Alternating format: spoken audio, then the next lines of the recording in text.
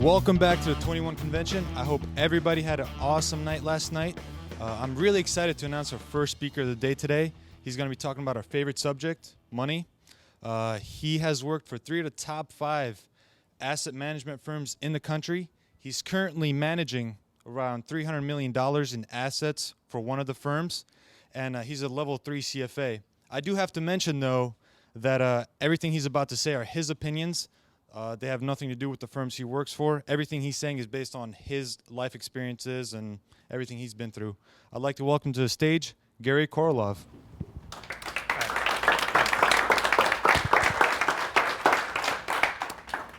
Morning, everyone. Morning. So, the reason I chose to speak about money today is because it's more important to each individual's life. Even if you're not an investor, you don't really care about stocks and bonds, you're still affected by money. Without money, you really can't do much in a society we have right now. And of course, everybody watches the news and you see what's going on as far as the bailouts and all the problems in Greece and the pigs countries, as far as Spain and Portugal and Ireland. And even the problems here with the housing, with the crash that we had a few years back, and the crash we had in 2000, the crash that we had in 87, which wasn't as big.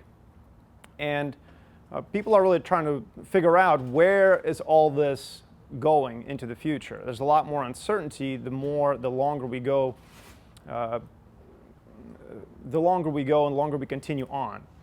And so really what I want everybody to take away from the speech today is an understanding of what money really is and why it is that a very few people, very powerful people, very well-connected people can print money and can decide the price of money.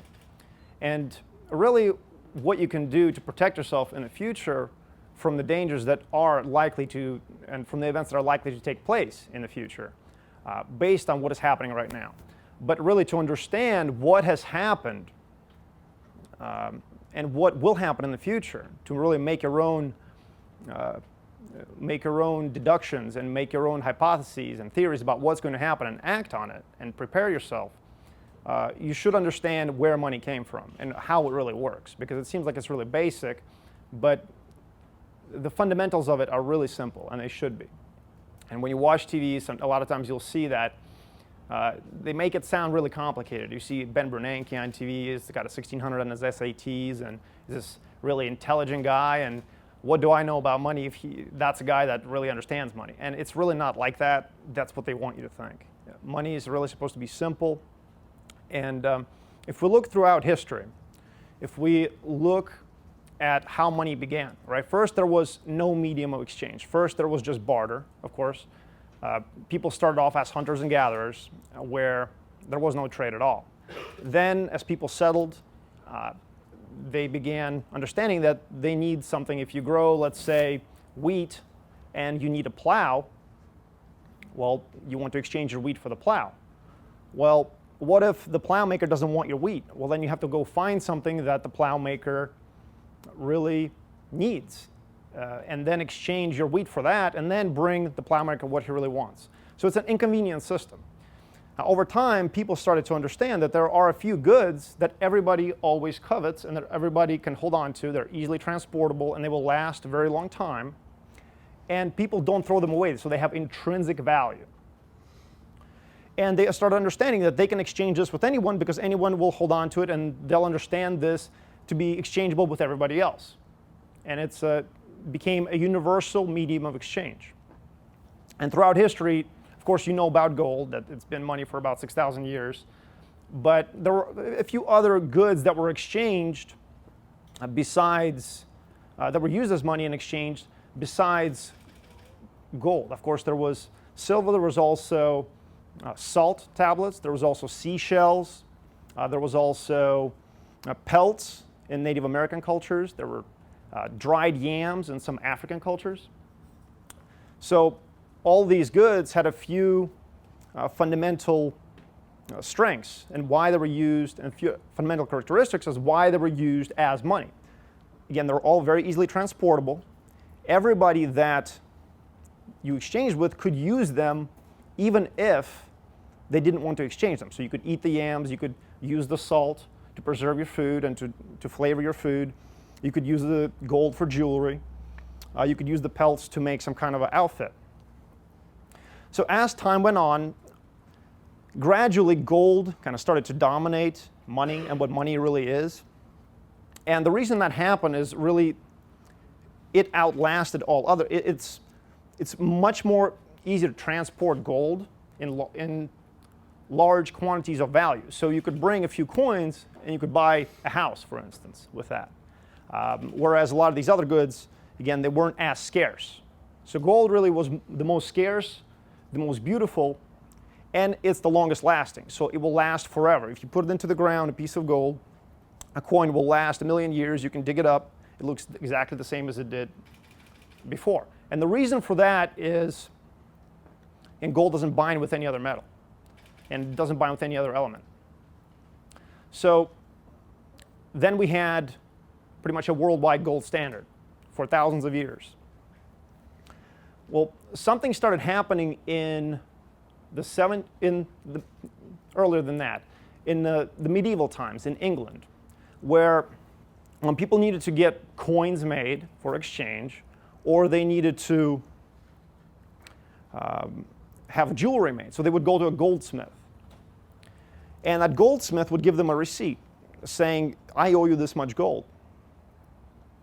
And people started noticing that it's almost easier to carry this receipt around, and it's a little bit safer to carry this receipt around, and they could exchange it with other people in the community, because this receipt, this certificate, showed other people in the community that, oh, well, I know this goldsmith, and I know that if I bring the certificate back, they'll give me the gold that he's storing for you. So at this point, the goldsmith started realizing that he's also more of a custodian, a place where you can store gold and just keep it there for safety. Now, over time, the goldsmith also started realizing something else, that once people bring their gold in, they really leave it there for quite a long time, and they don't actually redeem it very often. So they'll leave it there for very long periods of time because that's how nobody's robbing the goldsmith, because it's a very safe place in the community. So they started thinking, how do I make a little bit more money? And they started understanding that if they take most of about 90% of that gold, and if they loan it out, they can make an interest on that gold that they're loaning out, while at the same time, the person that's holding that certificate does not know that the gold's being loaned out. And the person that has a certificate is likely not going to come back and try to redeem all of their gold. They'll probably, on average, redeem about 10%. And if they do redeem all of their gold, the other certificate holders won't redeem their gold at the same time. So this was the beginning of fractional reserve banking. And you've probably heard this term before. It's where a bank never has all the money that you give it to hold, to custody. They only have about 10% of it. Now you can see where this is a very profitable business for the goldsmith. And you can see where it's really not an honest business. And it's the only industry, banking, where this is even allowed. And we'll get into why that is later. So over time, also, what these goldsmiths would do is they loan other people's gold out for an interest, which they get. And if that person could not pay back that loan with the real gold, they would just take over whatever property they purchased with that gold. And so you could see where now they were not goldsmiths but bankers. They became very wealthy doing this. So things went on like this for a few centuries, and then we get to the invention of modern central banking, which was at the end of the 17th century in England. Actually, it really began in the Netherlands, but it really spread and it was made popular by the English central bank. So why would this be centralized? Why would some of the bankers give up some of the control to produce somewhat of a cartel or an agreement between all the other bankers in the country? Well, the reason is bankers are always completely inherently insecure, because they understand that they're always lying to their customers, that they're not actually holding all the money that they say they're holding. So if you're an enterprising banker and you understand that if you start spreading rumors about your other banker buddy who's a little bit over leveraged, has too many loans out, then there will be a run on that bank, and everybody will try to withdraw their gold, and that banker will go out of business because he doesn't have all that gold that he says he does. So all the bankers got together and tried to institute a cartel. And of course, this was voluntary. The government had nothing to do with it at this point. The king had nothing to do with it. Now, when you have a cartel, cartels don't work. Why? Because over time, what happens is if you have a cartel and everybody agrees not to snitch on each other, and everybody agrees to set an interest rate on all their loans together, then each person's individual profit motive will be stronger than the common good. So these cartels will break up. So the bankers started understanding eventually that they need to make this legal requirement. If you're going to be a banker, a business of banking in England, legally you have to be part of this cartel. And it was called the central bank. Now, why would the government want to do this? Why is this in the government interest? Well, because you became part of the banking cartel, you also printed the exact same certificates. So when people brought in their gold, you would give them a certificate, and each bank before the cartel had their own gold certificate, so their own currency, you could say. Now, what happened was when you centralized it, the whole country now had the same certificate. So you could take it to any bank and exchange it for gold. So the whole country now had one currency. The king in England always needs to wage wars, or in any country really, for whatever reason. At that point, they needed to recapitalize the treasury because the treasury was bankrupt. And how do we do this? Because we don't really have any money. We don't have any real money. We don't have any gold. Well, now they were approached by the bankers saying, listen, you make this institutional, you make this part of law that this banking cartel has to be in power and has the power to print all the money in the country. And now at the same time, we will loan out to you whatever money you need. You don't have to give us back gold in return. We'll just print you a bunch of these certificates. We'll buy your bonds. In return, we'll give you money. And the central bank had some gold reserves from all these other little banks. But officially, these notes really weren't backed by anything. But they were back circulated into the public money supply. So what you get there, you can see where the treasury or the king would profit from this, because now they have a bunch of money which was created out of nothing. Now they can go buy their ships, buy their, pay their army, and have whatever war they need to have. And the central bank is happy because the most powerful banks in the world, the most connected at that point in England, now we're sure that nobody is going to destabilize their system of fractional reserve banking, where they loan out most of their money and make an interest on it. And at this point, people pretty much had to store their gold with these banks as part of the cartel, because they were printing the currency that was used to buy anything in the whole country. So this is the system that we have now. This is a system that's spread from England, and you can see why any kind of a state would really favor a system like this, because whatever financing needs to be, whatever financing a government will need, the central bankers are ready to provide it anytime. And of course, the state always needs money because the state has no money of their own. How can they make money? They can either tax their citizens, in which case the citizens revolt if the tax is too high, or they can just talk to the central bank and the central bank will buy their bonds or print money. They're not buying these bonds with real money because they don't have any real money.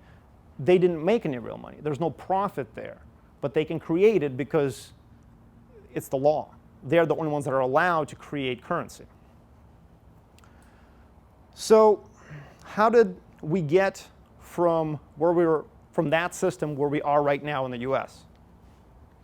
And the gold standard is pretty much written into the Constitution. Not pretty much, it is written into the Constitution. And this was a big problem. This is for the government in the US for a long time. It kept the government very weak because they had to finance all their expenditures with real money, with gold. Or they had to tax the citizens. And the citizens don't want to get taxed. Americans are very individualist. They like to think for themselves, relatively speaking, to other countries. They were very rebellious people that, because they came from Europe and they were afraid of any kind of authority over them. So there was a few central banks instituted in the United States history, but their charters eventually expired because they were very short term. And the United States, its biggest period of prosperity, where it really became a world power, was after the Civil War, when the United States was on a gold standard the whole time, and it was a constant period of deflation, where there was a gold standard, there was no central bank, and money constantly became more valuable. So if you just hold your gold, you could buy more and more with it over time. Because there was more goods being produced constantly, production was increasing, technology was getting better and better, more goods were being produced for the same amount of money. And what started happening around the early 1900s was very powerful interests like the Rockefellers, banking family, and oil family, and the JP Morgans inherently understood, again, the problem that has existed with banking for centuries. And they also needed a way to get rid of this problem. How do we get security? How do we get security in the banking system? So there's no runs on banks. So we can take out more loans, we can leverage more, and we can control the interest rate. So it's not as competitive. So everybody can loan out at 5%, let's say, and make 5% on this money that they don't really have. And also at the same time, corporations, of course, Standard Oil, the Rockefeller interests, and other very big, very well connected, corporations always want an easy way to get loans. So they started lobbying the government to institute a central banking system. And you may have heard this meeting on Jekyll Island where all the press was paid off not to write about it because people understood the problems and they really wanted to know about any kind of central banking cartelization going on. So a lot of press was paid off to not talk about this meeting in Jekyll Island, Georgia, where these interests, the Warburgs from Europe, which were connected to the banking interests in Europe, JP Morgan interests, and the Rockefeller interests, and a few others got together and wrote the Federal Reserve Act together. And they got Woodrow Wilson to institute and write this into US law, or legalize it. And the way they sold it to the people is there was regional central banks, so to speak. There's a Federal Reserve in New York, there's Kansas City, there's, of course, a few Western ones, there's a Southeastern one. And the guise is it's a democratic system. There's not one central banker deciding everything. So what happened was there was some backlash, but when Congress was out of session, they instituted this Federal Reserve Act. And of course, what happened soon after was World War I. Something else was also written into law at the same time that the Federal Reserve Act was written into law, and that's also the income tax. They could see that World War I was going to take place. They also understood that they're now going to print a lot of money, and they needed a source of revenue to pay back the loans that they were going to take out from the Federal Reserve. So they knew that they needed an income tax. They needed another source of revenue from the people, and it really started off at a very minimal amount. So then, after World War I, we had the Roaring '20s. I'm sure you've heard it's a period of great prosperity in the United States. Well, why did that happen? And you'll always hear blame on capitalism and greed and bank and these financial interests, these brokers that are kind of hyping up stocks. What happened was the Federal Reserve had very low interest rates, which encouraged lending. So they lowered interest rates so they could lend more money out, and this encouraged a lot of people to take out loans, and it added a lot of liquidity to the system. So when you have a lot of liquidity, it inflates the money supply. You have an issue where prices of everything go up, including stocks. So of course, eventually that system becomes unsustainable and there's a crash. And that's what happened in 1929. When this crash took place, you'll hear a lot about Hoover being a very non-interventionist president. Actually, he was the most interventionist president up until that time. Then FDR came in saying that he's not going to be an interventionist president. He's not going to try to stimulate the economy, because Americans were very much against that. They understood that it really doesn't work. But what ended up happening is FDR, Franklin Delano Roosevelt, which is really by Americans is almost deitized. He's almost a deity. He's almost a god at this point. In my opinion, he is absolute worst president of the 20th century. Probably him, Woodrow Wilson, Hoover, a few others.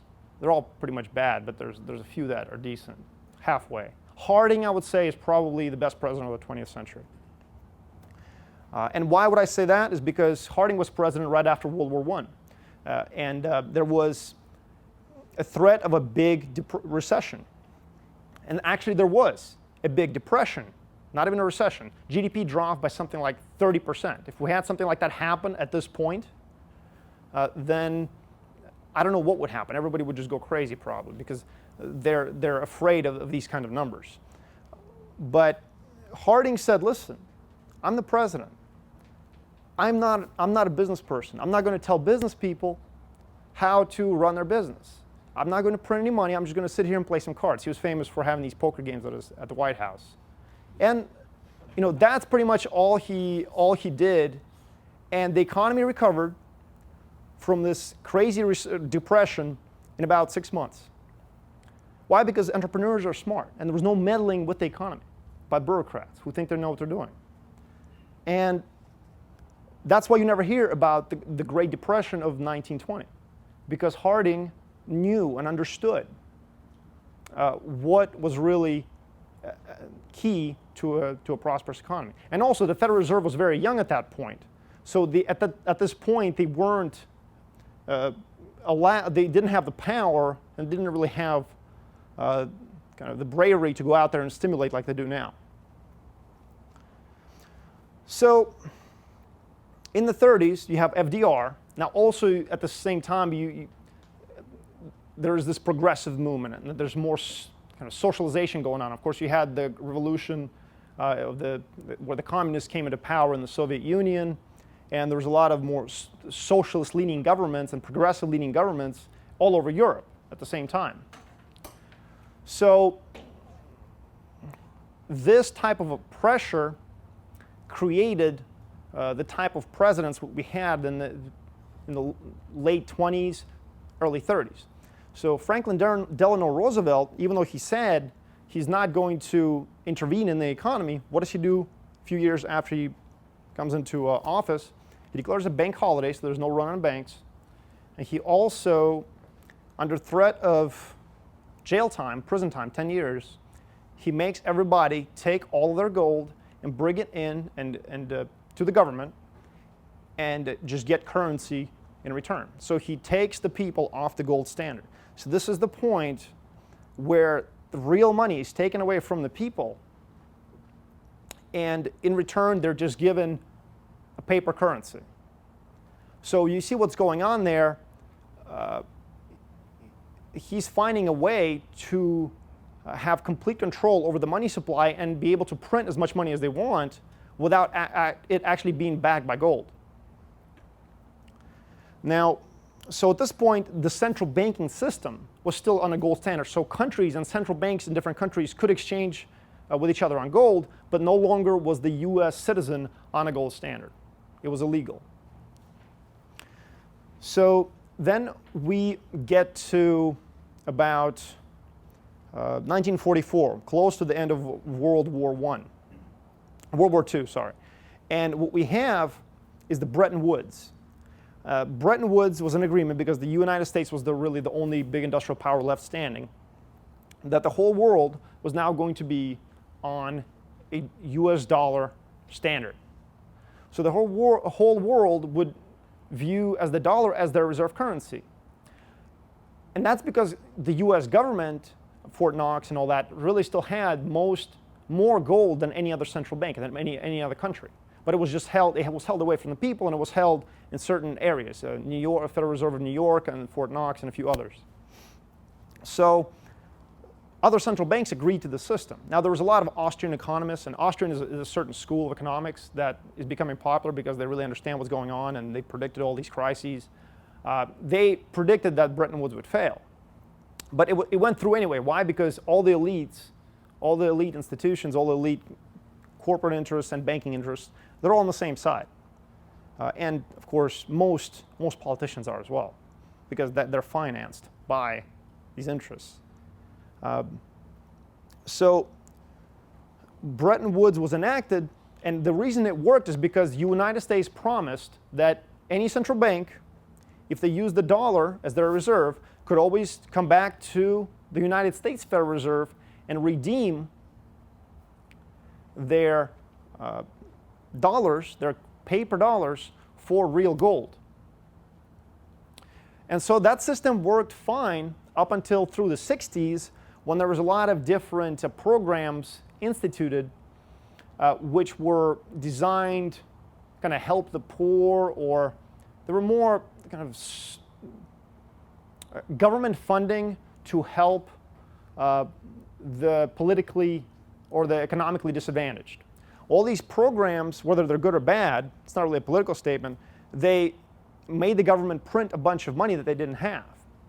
And other central banks started really worrying about, are we really going to get all our gold back if we try to take all these dollars, which are now worth less because all this money is being printed because of all these programs. So they started getting nervous, and they started redeeming their dollars for gold. And then you have 1971. 1971, President Nixon defaulted on the U.S. debt. So the United States defaulted in 1971. They refused to pay back other central banks in gold. And at that point, you had the 70s, where you had a great amount of inflation because around the world people lost faith in the dollar. And gold skyrocketed at that point, and it went up to some ridiculous $1 per ounce. But so basically what the United States said was, we're not going to give you gold, but you can still use the dollar as a reserve currency. We'll just promise to pay you dollars. So dollars at that point were substituting gold. And they were promising other central banks that we'll be responsible with our dollar printing policy, and it'll work, trust me, basically. So that's what they said. So what happened was, it did work somewhat after Volcker came in during the Reagan administration. It started really working well. Reagan came in with Paul Volcker, who's the Federal Reserve Chairman. He raised interest rates really high.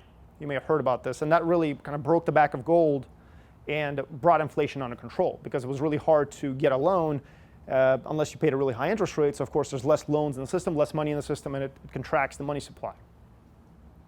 So as far as central bankers go, he's probably the best one of the whole century, of the whole last century. So that worked, but at the same time, to finance the deficits that Reagan was running, they still printed a bunch of money, and the United States was in more debt than they ever were before. So they were still printing a bunch of money in the form of treasuries that were selling. And at that point, in 1987, you had the S&L crisis, which nobody really hears about now. It was during the first Bush administration. 1987, where all these thrifts, or sort of like banks, got into trouble, where again, they were insolvent. They made a bunch of real estate loans that went bad. Again, because of meddling as far as how much they paid out on deposits versus how much they were taking in on the loans that were that they had out to people that were buying homes. So this is the beginning of the era of the bailout, because the government put through a bill which allowed a lot of these thrifts to be saved. So they printed about $500 billion at that point altogether to recapitalize a lot of these thrifts so the banking system doesn't go down. And it was supposed to be the only time that this ever happens. So then everything worked fine for about 10 years, and then, 5 years. And then you had really the beginning, of course, you have the end of World War I, Cold War at that point, and everybody was really happy, and there was a lot of positive sentiment in the United States. And of course, you had the tech bubble. So you had the stock market, the NASDAQ, run up to just sky-high numbers throughout the 90s, last century. And a lot of these companies really didn't even have a revenue stream, but people were ready to buy the stock of these companies. I'm sure you probably heard of Peter Schiff. He's one of the people that predicted the financial crisis of 2008. He was at the time, around 98, 97, he was a broker. He was trying to sell Exxon to people, these solid value companies. And everybody he would talk to would say, I want to buy Yahoo. And he said, listen, the price of Yahoo right now, for the price of Yahoo, you could buy the whole country of New Zealand. Would you rather have New Zealand, or would you rather have Yahoo? And people would say, I'd rather have Yahoo. So, and it's what happens is, when interest rates are brought down, which is what happened during the 90s as well, during the Greenspan era. Greenspan was a Federal Reserve chairman who seemed to be very astute, and he didn't really say much. He was known for being very mysterious. The reason he didn't say much is because he didn't really want people to understand what's going on. But he had interest rates very low, and that allowed a lot of money to flow into the system, and it went into the stock market. So these stock prices ran up, and what happened was, of course, it was unsustainable. Eventually, everybody comes to their senses, and there is the big crash of 2001, 2002. What happened at that point, Greenspan again brought interest rates to almost zero, so about 1%, record lows. They've never been that low ever. So that got us out of that recession probably earlier than it would have otherwise been if there was no intervention. But what happened afterwards? All this money had to go somewhere. And the central bank does not know where this money is going to go when they lower the interest rates. They just know that it's going to go somewhere, and the economy is likely going to improve a little bit faster, because once they flood the market with a bunch of debt, it has to be liquidated. If they lower interest rates, flood the market with money again, it won't be as painful. So when they flooded the market this time with cash, what happened was you had the real estate bubble. There was other few policies where the banks were required to loan out to people who couldn't afford a home. So you had to loan out to those people, and then you had to, and plus you have very low interest rates where the banks were encouraged to make loans because the Federal Reserve allowed banks to take money from the Federal Reserve where they were charging those banks about maybe 0.5% or 1% and loan it out at 4%. Of course, that's a great business model. So then you had the crash of 2008. And we're still in that same scenario where we're trying to recover from that. There's a lot of bad debt out there that has not been liquidated. Why are we still going through these problems? Why does it not feel quite that we're in a period of prosperity right now? Even they flooded the market now with about $5 trillion this time around. That's because there's a lot of bad assets out there that have not been liquidated. And until those assets are liquidated, we are not going to really have a real period of prosperity. What needs to happen, and what would happen, let's say if there was no Federal Reserve as of like right now, let's say, is there would be a very severe contraction in the money supply. There would be a very severe recession. But it would probably last about 6 months to a year. A lot of banks would fail. A lot of companies would go out of business. But the ones that are left would be the most powerful, the most solid companies. A lot of mid-sized banks, a lot of mid-sized businesses would be left standing. And really then we would have a real economy based on real solid fundamentals. And then we would have more prosperity like we had at the end of the 19th century. But that's not likely to happen. Why? Because who got the bailouts last time around? 2008. It was your AIGs, it was your Merrill Lynch, which I worked for, it was your Bank of America. It was these guys that went to the same schools, that go to the same cocktail parties as the Central Reserve, as the Federal Reserve banker, as the Federal Reserve chairman, and all his buddies there. So what you have to understand is the Federal Reserve exists to increase bank profits and to fund the government. And the way they do it is they tax you through inflation. They don't tax you through real tax increases, because nobody is going to go for that. But I think I'm out of time, and if you have any questions, I'll be around for a few minutes. Okay, I got time? Okay, all right. All right, well, so what I will say is, where are we going now? Where are we going into the future? I would say at this point, the Europeans are trying to preserve their banks. And that's why you see them trying to bail out countries which are insolvent. Of course, you have Greece, where people have insane benefits. I think it's something like, if you retire, you get pension, and then if you die, your wife gets pension until she dies, and then her kids get a pension. Something along those lines. So obviously you can see where that's unsustainable. Again, not a political statement, we're just talking money here. So why would you ever bail somebody out? Like, let's say if we were on a gold standard and you actually have to give gold to Greece, and you have to tax the people where they have to turn in part of their gold so that we could give gold to Greece to bail them out. Do you think that would actually happen? No. That's why there's a central bank for all of Europe, which is able to print a bunch of money and give it to Greece for free. Why? Because a lot of other banks in Europe own a lot of the European debt, or a lot of the Greek debt. And if Greece is allowed to default and get out of the euro, then those banks are likely to suffer very big losses, and their shareholders are likely to suffer very big losses. So they're going to keep interest rates very low, and they're going to continue on trying to bail Greece out. I mean, according to my predictions, I think they're just going to keep trying to do it. They're going to try to kick the can down the road. The debt limit in the US is likely to be increased, and they're going to kick that can down the road. The path we are on here is unsustainable as well.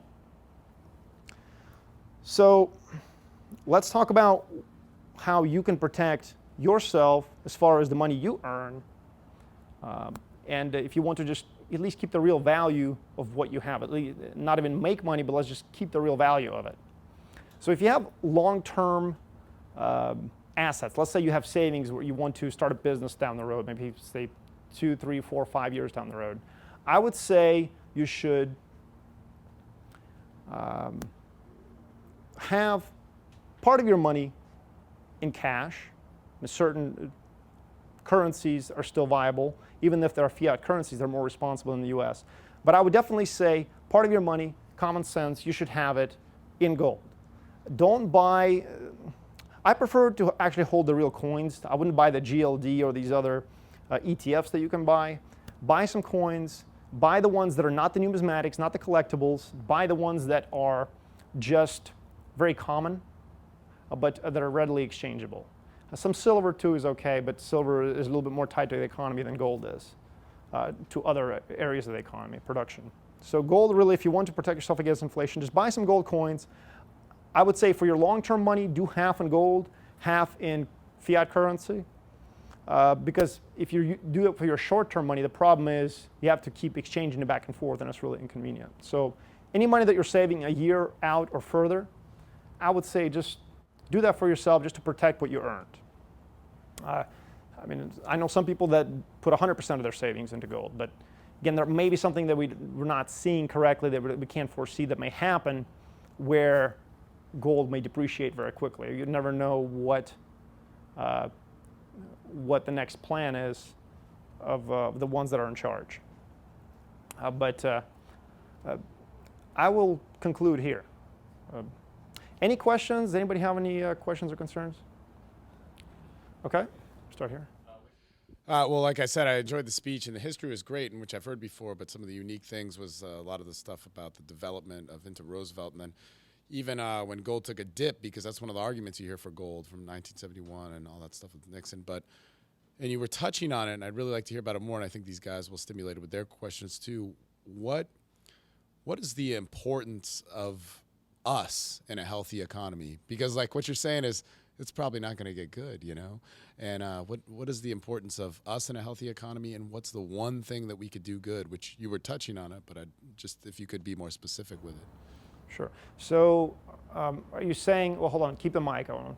Are you saying that what's important, how can you protect yourself in the future? What do you mean the importance of us? Yeah, and I heard the gold thing, but I think also we're walking in, well, I don't know. You would know better than I, but from what a lot of people are saying is we're walking into an area or a period in time where the economy is not going to be great. Right. And it's going to get worse. There will be another crisis. Powers that be are not in our favor. So what's the point of having a healthy economy? I don't know if we're going to have it, you know? Right. And so what's the real alternative? What are the steps you're taking? Okay, so again, so we will have another crisis. It's going to happen, and it's going to be bigger than the last one. And it's likely that the next one will be a sovereign debt crisis, where everybody, basically private debt was taken over by the government and by the taxpayers.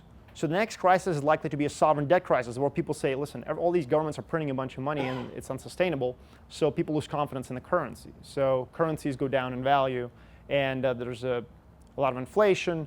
Some people say there could be deflation, but it's going to be pretty bad either way. So I would say if you are in certain industries like finance, which is what I'm in, that's going to be an industry that suffers quite a bit. Let's talk about where the monetary system could go. My hope, and there's a lot of solid economists that would say things could go this way, is the world would go back to a gold standard. Of course, the current banking interests do not want this to happen. So that's one avenue that could go, and where we could go, where the people are allowed to exchange in gold again, legally. Another way we could go is regional currencies and then a global currency, which is the absolute worst thing that could ever happen to this world. Because then you have even less very powerful people in charge of the whole world's money supply. So all you can do, I mean, I can just say, from being from Russia, from the Soviet Union, where there was a lot of inflation, I can just say that we're living on borrowed time here. Things are too easy, and they won't be this easy eventually. They'll be harder because we are using our dollars, we are sending them to China and to our own Federal Reserve, who's printing us more dollars, and that's what we're using to live on. That's why it's so easy. That's why money is relatively easy to come by here. We've all got loans, we've all got car loans, and we've all got home loans. So I will just say it'll get harder eventually. I mean, I'm not saying tomorrow, I'm not saying next month. 2-3 years out, at least, I'm probably going to see some of these big problems. All I can say is people need to pay down their loans. If you're not a business person, you're going to pay down the loans as much as you can. Unless you can always, you have so much in savings that you can pay your loans no matter what. Then you want to have, theoretically, as many loans as possible. The reason is, if you're paying 5% of your loan now and inflation is 9%, you're actually making money on your loan. You should only have a loan if you don't need it. Let's say if you have $100,000 saved up, but you buy a house, Well, take out a loan on the house. Because if there's ever a problem, you lose your job, something happens, you can't pay the mortgage, you can always pay off the house. But if you can't, if you're barely affording to pay the loan now, consume less, pay off the loan, and whatever savings you have, again, save it in the types of currencies that are going to hold their value, and types of commodities that are going to hold their value, which would be gold and silver. I mean, all I can say is it will get harder, and the dollar is going to continue to lose value. Am I answering your question? I'm not. No, yeah. What could we do now? And basically, what could we do now? And what ways could we invest in gold? Like, well, if you're able to move to another country, if you're an enterprising individual. Like where? My favorite would be Switzerland, Singapore, Hong Kong. China is great if you don't care about speaking out, but if you're a business person, because you can start a business, I mean, walk down the street, start a business, they don't care. You know, here is just, it's very regulated, especially depends on what kind of business you want to start. We're dying in a sea of regulation here. If you want to be an entrepreneur, move to a country which likely has a great future. I mean, when people were coming to this country, they were not looking forward and saying, man, look at all that debt out there. It's beautiful. I love all that debt that country has. I want to go over there because they have a great future. They were seeing prosperity. They were seeing real economic growth. So where is that now? That's in the emerging markets. So I would say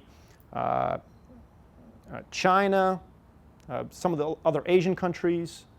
Again, there are problems there. I'm not saying they're perfect, but if you want solid economic growth, look there. They're also fiat currency countries, but actually Switzerland is trying to reinstate a gold standard as a parallel currency. It may happen, it may not.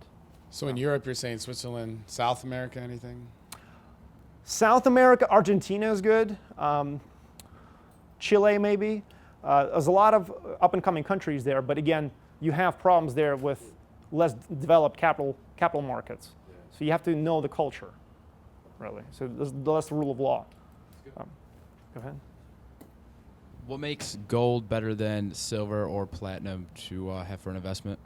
Well, the reason gold is better than silver, let's say, is because silver is much less valuable. So I have silver and gold, let's say, for my savings, because you can have silver in lower denominations. Silver is also tied to other industrial products. So the price of silver will fluctuate more with the economy. Price of gold really fluctuates with the money supply. And another thing about gold that you have to understand is if rates ever go up to where there's a real interest rate, right now we have a negative real interest rate. That's why gold keeps going up, is if you hold dollars, they're going to lose value. If you hold dollars and put them into a CD that's making you 2%, if inflation is 6%, and don't trust the government number, CPI of 2.8 or whatever it is, I would say it's much higher than that. But whatever real inflation is, if inflation, let's say, is 6%, then you have a negative real interest rate. So for holding dollars, you're losing money. So that's why gold does well, because just by holding it, you don't have to get an interest rate, you're making money. Now, why did gold go down in value when Volcker came in 1980? The reason it went down in value so much is because he raised interest rates so high to where you could use a regular currency, you could put it and get a CD, and that CD, if it makes you 20% and inflation is 12%, you're making 8% on your CD. So gold competes as a currency with fiat currencies. So that's what's going on. And right now, gold is out competing. Gold is beating the fiat currencies. And does that answer your question? What's the difference between platinum and gold, though? Platinum and gold, why would gold be better than platinum? Well, of course, platinum is even more rare. So your gold really has that perfect balance between rarity or scarcity, and there's enough of it to really go around. Platinum is more valuable and more rare. You could hold platinum, it's just never really been used as a currency. So you could hold it to preserve value. Platinum is also tied to industrial use as well, because it's used in catalytic converters and a few other areas as well. So it's going to fluctuate based on other factors. Gold is really more tied to money, fundamentally. Does that answer your question? I have a question here, and we're going to expand this so you guys can hear. One, I'm very passionate about this, and thanks for coming to this event and speaking. It's awesome. When I hear someone say, what can we do? Yeah, buy more gold. I wonder if you couldn't help and comment. Maybe it takes it too political, and maybe that's not where it should go. But when we say as Americans, how can we empower this change? Isn't it lie within our vote? Well, so great question, by the way. And of course, the man that you've probably heard of, all of you, that a lot of people think is a quack, is Ron Paul. He wants the country to go back to the gold standard. I know. I love the man. There's probably two men that I love. It's my father and it's Ron Paul. I really love this man. And the reason he actually went and ran for Congress, he ran for Congress in 1971. It's not a coincidence. He ran for Congress in 1971 because of Nixon closed the gold window. And he was watching the news, and he was a doctor, of course, and nobody cares. And he said, people are just sleepwalking through life. Nobody understands how important this is. So he saw 40, 50 years down the road what was going to happen. And that's why he's so consistent, because that's all he's ever said. He wants the country back on a gold standard. He wants to do away with the Federal Reserve. And he wants to do away with all of this warmongering around the world. But really, how is it all financed? It's all financed by this printing of money. And that's why gold is doing so well, because there's less and less of it. The financial markets understand, because the people that are in charge of money that are bidding up the price of gold understand what's going on. Does that answer? So the true power remains in our vote. Exactly, yeah. I would say the problem with the Constitution is it gives power to tax and the power to judge, which are really the two core powers, to the government. So eventually it just takes over, because without those two powers it couldn't. But with those two powers, so eventually the U.S. government has really been able to, the U.S. has been so prosperous so far is because of how weak the government was. But at this point it's become so powerful, so strong, that it's starting to choke off, freedom. So that would be how I'd look at it. Take two more questions. Yes. I just wanted to get your opinions on things you can do to prosper in some probably coming up really hard times. Like Donald Trump said that we're going into a depression that makes the Great Depression look like a picnic. Yeah. And I've heard some, read some things about what happened in Russia in the 90s when it was so chaotic is coming here. And can you draw any parallels to things that would work, like, a lot of these guys, are of a mindset to be entrepreneurial, and I think that's going to be the saving grace of America. Right. It's going to take a long time, but what are some things we can do that, would get us in a more prosperous position in the next few years? Because I think they're going to be really hard. Well, of course, anyone that starts a business knows it's a very difficult thing to do, especially in an environment where we're in right now. There's a few industries, general trends, that are likely to outperform other industries. So if you're going to be in agriculture, if you're going to be in mining, so producing something real, those are likely going to be areas where you will see a lot of prosperity. So you see Jim Rogers, is a famous investor, had mentioned recently that it'll be the farmers driving the Maseratis 20 years from now, not the bankers. So I would say, if you're looking just broad trends, long term, what industries to get into, I would say those two. Mining, agriculture. There's always a need for doctors and engineers, but I would say banking or finance is probably on its way down. There's too many finance people, like myself. So that would be my view of the industry. Entrepreneurs, if you're good at what you do and you're going to fail 10 times, if you're ready for a life of 10 years of struggle, and after that you're probably going to do very well, you can do that pretty much anything. You can do that if you're good enough, you'll eventually get to the top, right? But if you want general industries to get into, those are some you should look at. Did I answer your question? Somewhat, like just pure things that would make sure that we're able to eat and be able to trade, barter, maybe. All right. Do you have any ideas on that? I just bought a property myself, and I bought it with a half an acre. So, and it's out in the country. It's a well water, so I don't have to worry about city water. And this is just an insurance policy. You don't do this because you think this is going to happen. You do this just in case it happens. Half an acre is enough land to sustain yourself if you need to. You can grow, have a garden on it if you need to. Probably going to, I have a gun permit. I have several guns. I have a shotgun. And you got to know how to use them just in case. Again, this is an insurance policy. You don't buy a fire insurance policy because you think you're going to have a fire in your house. You do it just in case. So that's how I would look at it if you're really worrying about that worst case scenario where there's anarchy. There is a misunderstanding also, that's because we've all been taught this way, that without government, there is anarchy and chaos everywhere. That's not really how it is.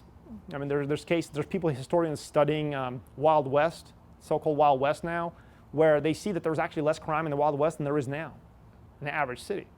Because if you went into a saloon to get drunk and you kind of mouthed off to some guy and you guys had a duel out in the street, and one of you died, that's not a crime. There was a contract. There was a contract that said, I'm better than you, you're better than me, let's go duke it out. That's not really a crime. If you went on about your business, you were fine. So it doesn't mean just because the government becomes weaker, and if there is a period of chaos, maybe there's more danger for a certain period, but if you're prepared, I think you'll be able to kind of come out of it. I tend to think it's really somewhere in the middle between complete chaos and then nothing happens. I think it'll just get harder from being in Russia at a time when there was a crisis, when that transition from Soviet Union to what we have now is just high inflation and it's just harder to get the same thing. But people got along somehow. There's more crime, but I mean, some parts of this town, it's a lot of crime right now. So it's just, that's how I'd look at it. That answer? Yeah. Question? Okay. First of all, I really enjoyed that. I think I'm going to have to take a while to process everything because this is new material for me, and it's really interesting.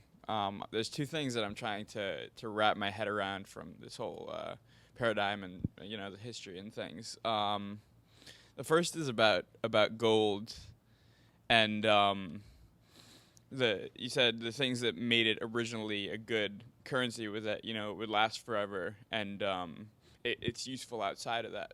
And now you say it's not tied to the economy. It seems like it's lost. It's, you can create a plastic and you can bury it, and it'll last forever. So what makes gold still the good standard? Good question. Well, you can't create more gold. You have to mine it.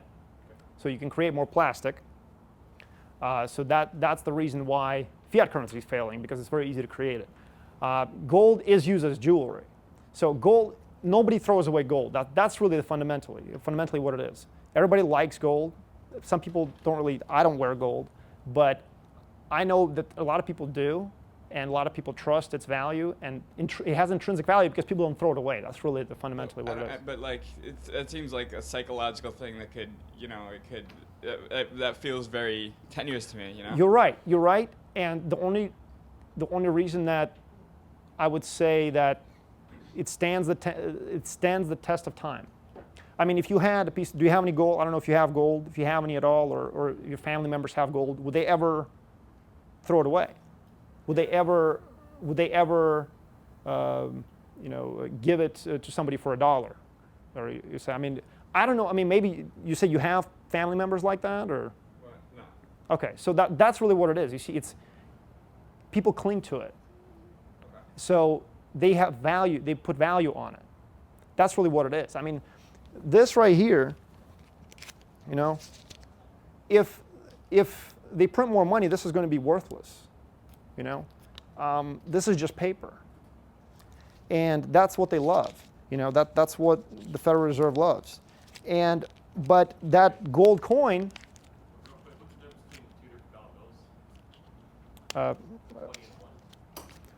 Well, right. So again, the bills, there's not really any difference. Exactly. There's no difference between the ink that's on it and the way it's shaped.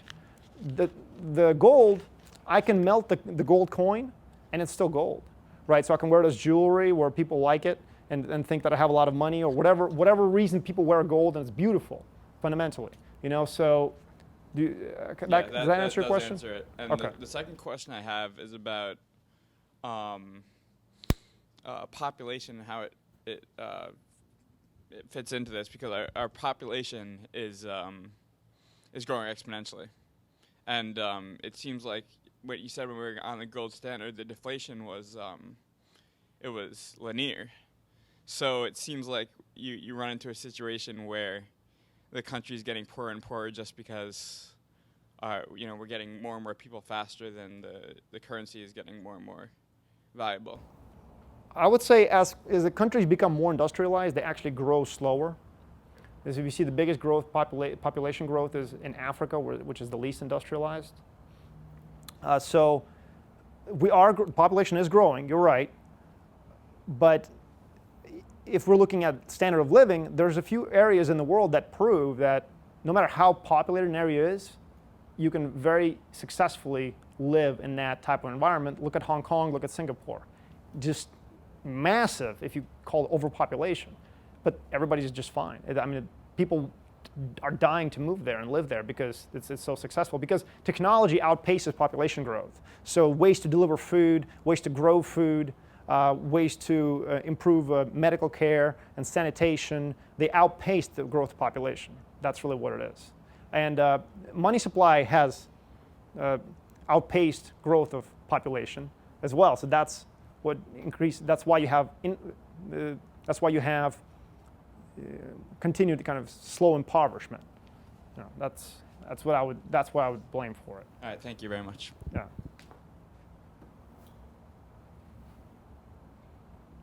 Gary, Hello? Okay.